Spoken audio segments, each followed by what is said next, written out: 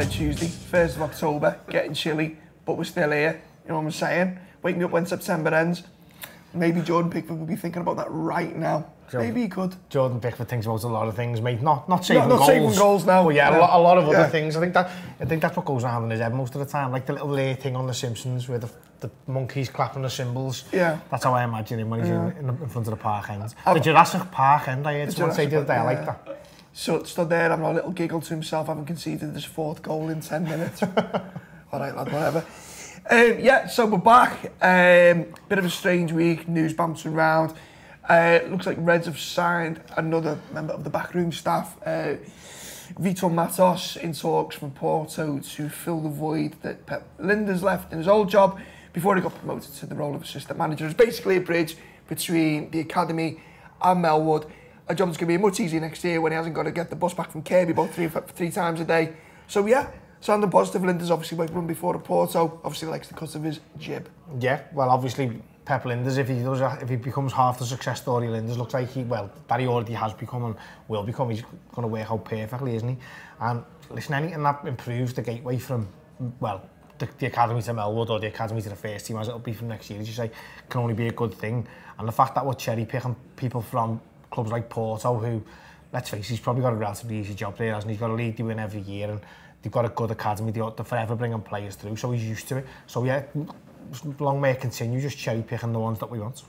Is there an element of, I mean, one of the things they always said was great about Alex Ferguson, more on Man United later, was that he constantly rotated his backroom staff. And there was debate, not the fallout, but there was a bit of agitation when Buvac left. And a couple of people were flapping as ever, going, oh, what are we going to do? He's been with Klopp for so long. What's going to happen? The world's going to end. That couldn't be further from the case. Yeah, it couldn't, but again, I think everybody had a little worry when Buvac went because it had all been so positive when you heard any sort of talk between the two of them for literally, 15, 16 years until the point where it wasn't like that anymore. So when a relationship like that does go sour, sometimes you think, oh, is that going to have a knock-on effect? And there was a lot of talk, I remember people saying, oh, Buvac is the brain and all things like this. And listen, people will often put relevance that isn't there on something like that. But Klopp, he knows exactly what he's doing. I think he's proved time and time again, whether that be signing players or getting rid of coaches or moving players into different positions. He knows exactly what he's doing. And Pep Lijnders has come in and, listen, he's gone over to Birmingham last year, hasn't he? It hasn't quite worked out for him for whatever reason. But then you think, he was 32, 33 or something like that, wasn't he, when he went there? No wonder it didn't work out. That's very, very young to be a coach. And when you read up on him, he's all about, he knows everything about everything in the game. And the relationship him and Klopp have got is fantastic. And I think he deserves to be the assistant manager pretty much on his own. Obviously, we've got what's the other fella's name who's there? Peter Kravitz is still there, isn't he? So we've got a great backroom team, and this new lad is obviously going to come in and probably just be the next step down. Listen, the way it is, he could bring whoever he wants in Klopp, and I think that the majority of the Liverpool pay in public would just say, listen, whatever he wants, give it to him, because he's proven time and time again that he always gets stuff like this right. I mean, someone get it right on the pitch and off the pitch to not get it particularly right. I know briefly alluded to it there. Man United played Arsenal yesterday, 1-1 draw. Not a bad game, but you could see the dearth in quality both ends of the pitch. Yeah, Sammy's producing this as an Arsenal fan, so he's not going to be very happy with us talking about this, but there was a lot of talk last night of it being 8 versus 11, and looking like rightly so that it was 8 versus 11. They were terrible, both teams, I thought. Obviously, you've got the man who stands out on the pitch is Aubameyang, because he gets his chance and puts it away. Now, whether the offside plays any part in that, I don't know. But Arsenal look to me a mile ahead of Man United. The difference is Arsenal could look a bit like Liverpool, perennially like 4th, 5th, 6th best team. And the problem with that is, unless you can get the back bit sorted, it doesn't work out. Whereas United could quite easily go and spend 500 million over the next 2 summers if they get a decent manager in, and then you're thinking, oh my God, they're back in the swing of things.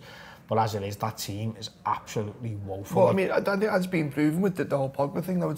You can spend as much money as you want, but if it's not right off the pitch, it's never going to be right on the pitch. I mean, I saw something on social media this morning from Andy Mitten saying this is the first time since the night 89-90, where he said where United have been in single figures after 7 games and they ended up finishing 13th.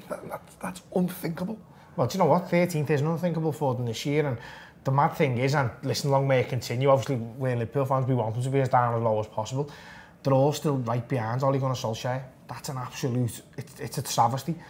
He's getting that love because of who he is, that's fine. If this was, he's doing the same job Roy Hodgson was doing at Liverpool.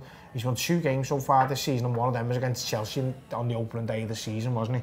Which was a massive win, but it obviously has been proven to be an anomaly now, and they should have made the decision. Last year, it shows how badly they're on top down. I've said it before. He should never have been given the job when he was given it. He had 10 good games, but he could have quite easily just said, okay, well, you've got 10 more to the end of the season. But why was the rush as well? Well, because they're badly run and he wanted to get the fans on side with it, didn't he? So what they then should have done, because they gave him a contract and he fell off an absolute cliff, didn't he? And he carried it on this season. What they should have done in the summer was said, listen, Ollie, it hasn't worked out for us, thanks very much, and you're still going to be a legend. And gone out and got somebody like Pochettino. I know Pochettino's having a bit of a bad time at Tottenham now, but by all accounts, that's probably a little bit to do with dressing room unrest and probably, again, the board down, holding them back. Whereas United, the fans are still clapping them off the pitch at the end of the game. Long may that continue as well, because until the fans turn, they won't get rid of them. So that's fine. Keep them there all season, as far as I'm concerned, and see if you can relegate them. Wouldn't that be nice? Relegate them? Wow. That thought never even entered my head. Yeah, give it an 8-year contract. Sound. Back to Liverpool tomorrow. Back under the lights. First Champions League home game of the season. RB Salzburg. Excited?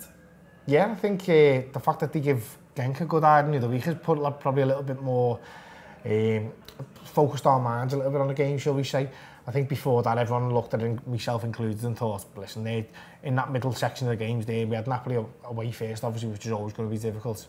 Then to have them at home, plus the head-to-head against Genk, you think probably 9 points quite easily.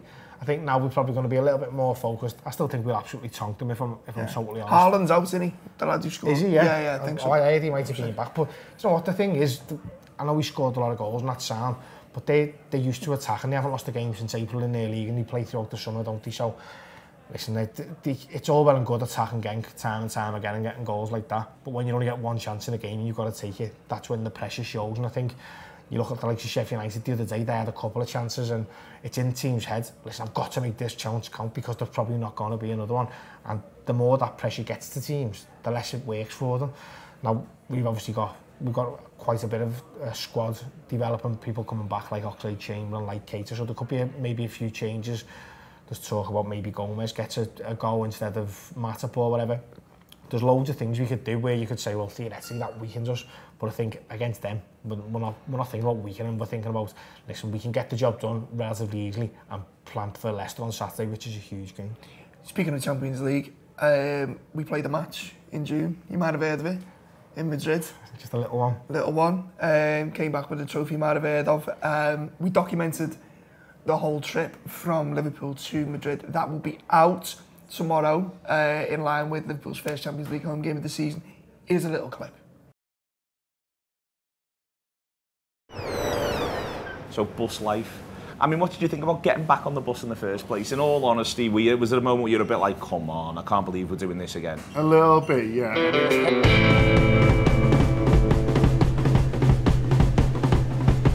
We're off to the continent anyway, so getting into France will feel like a big step.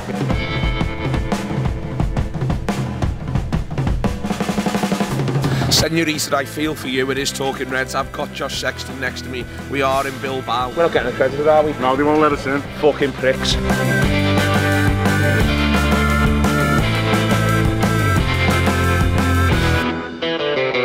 This Liverpool side were going there, and the only thing that they were going to be doing on the way back was celebrating. That there was no way that this football team were going to allow us to leave Madrid empty-handed after what happened last year in Kiev. So yeah, boss, that I've seen a little teaser, a little bit longer than that. It's amazing. Can't wait for everyone to see it. Keep your eyes peeled. That'll be out tomorrow. So yeah, we've done Champions League. Look towards Saturday, which seems to be, for some weird reason, the hardest game ever to get a ticket for. It's wild. It's nuts, isn't it? Leicester, Saturday 3 o'clock. It's unreal. I mean, you'd think maybe Barcelona would come into town again, but you know, we can talk about that another time. Yeah, Brendan Rodgers, Leicester City. Come to Anfield, and yeah, obviously we welcome back Brendan, is it the first time he's been back since season? I think it is, yeah, because he's went to Celtic, didn't he? Yeah, he did. So we welcome Brendan Rodgers back to Liverpool. Oliver Kay's written an excellent piece in The Athletic today just on Rodgers' reputation, his legacy, and asking whether he really gets enough credit for the work he's done at various jobs. He coached Liverpool, Swansea, the job he done at Celtic, and basically why he's kind of regarded and sneered at a little bit. I mean, I've said before, I don't mind him. He seems like a great fella. He's obviously a good coach. And it didn't work out for him, but at the same time, I can understand that we get up people's noses a little bit. I think the problem with Brendan Rodgers was, listen, if you look at just purely based on his record, fantastic. He comes to Liverpool and he gave us probably the best overall season in many of our lives. I know we didn't want to win it, and more's the pity for it. The problem is after that, we fell off a cliff. But we fell off that cliff because we had a dearth quality around the squad, and a dearth quality from the top down, really. We had FSGs, the owners, and he was still finding the feet. But we signed Mario Balotelli to replace Luis Suarez. No wonder he fell off the cliff.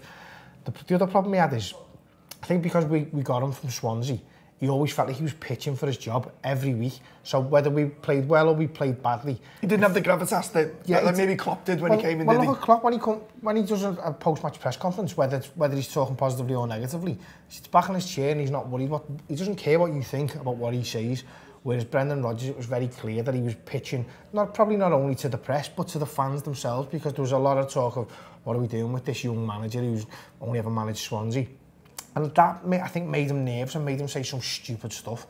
Listen, he didn't help himself with some of the bits, but how many times have you said something like this and thought, oh, what am I talking about there? We've all done it. Never, Kev. Never, Kev, no. Never, yeah.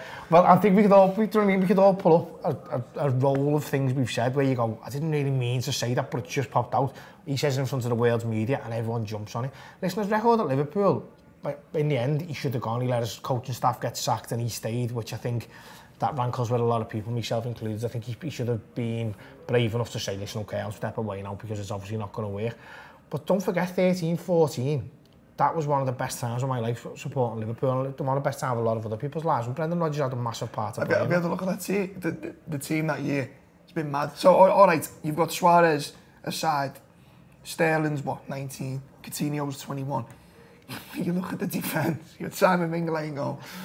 Ali Sissoko and John Flanagan, Glenn Johnson post being any good, and you were picking your centre-halves from Martin Skirtle, Mamadou Sakho, and who else was there? It wasn't Lovren, was it?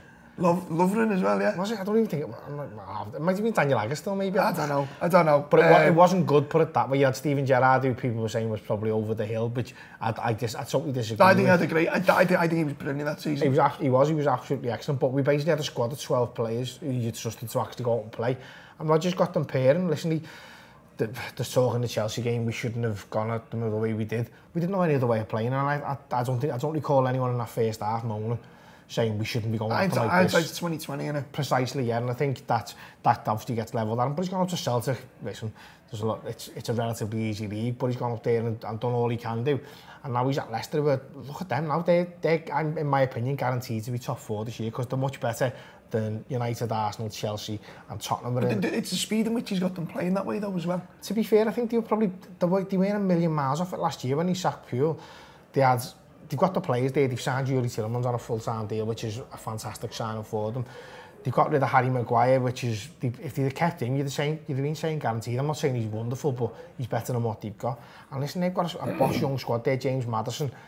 What a player he looks to be. So they're guaranteed for a top 4 finish, I'd say. And good luck to them. Get them in there, and it gets one of the other traditional big 6 out and just creates that bit more of a rift for Liverpool to take advantage of. Either first guaranteed top 4, we can come back at the end of the season and laugh at Kev if he gets that one wrong. Me and Brendan Rodgers both. There you go. No, so promises to be an exciting game.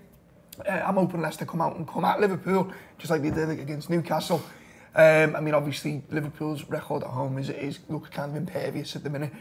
So just looking forward to a Saturday 3 o'clock, good game of football, and hopefully another 3 points for the Reds. Right, okay, so we've got regular shows for you today. We've got a coach show, we've got an AFQ football.